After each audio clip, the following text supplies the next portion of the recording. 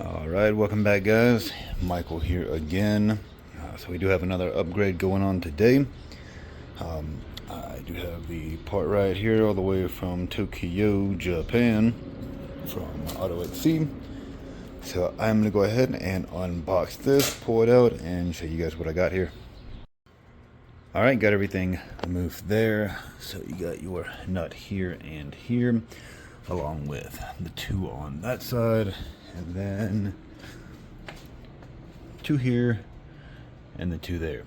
So as you can see now, you can see my beautiful coil over there on both sides, and those will stay uncovered since those have the cutouts there for that. I'm gonna get this new bar in place now and go ahead and work on getting the new hardware installed.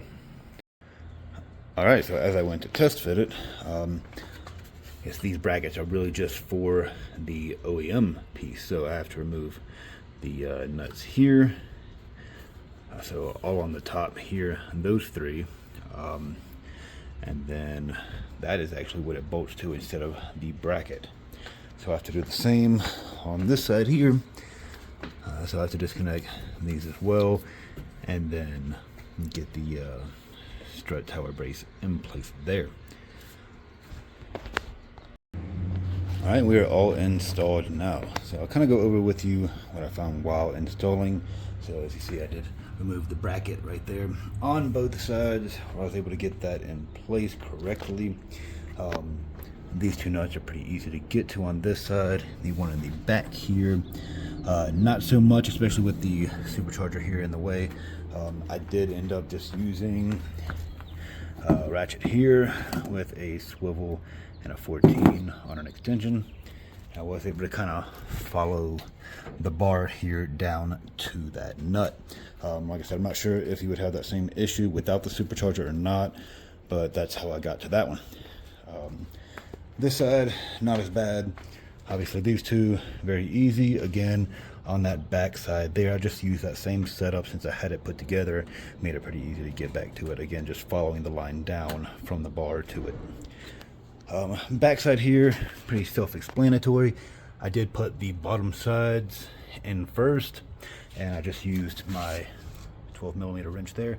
I would not recommend using the box side. Let me tell you how I know. I did get it trapped in there, so had to use another 12mm wrench to get that out and then tighten it back down.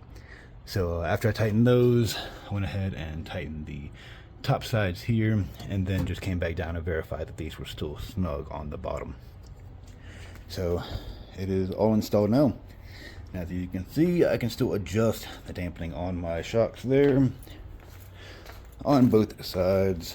So I think this is one of the best looking bars on the market, and it's also a single piece with no hinges or anything like that.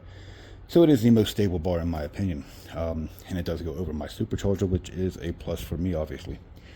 That'll be it for this video. I am planning on taking it out. I don't expect to see like some kind of huge instantaneous improvement, but hopefully there is a little bit something there. And then obviously it looks a lot better in the stock bar as well, so that's always a plus. So thanks for tuning in again today, and have a great day.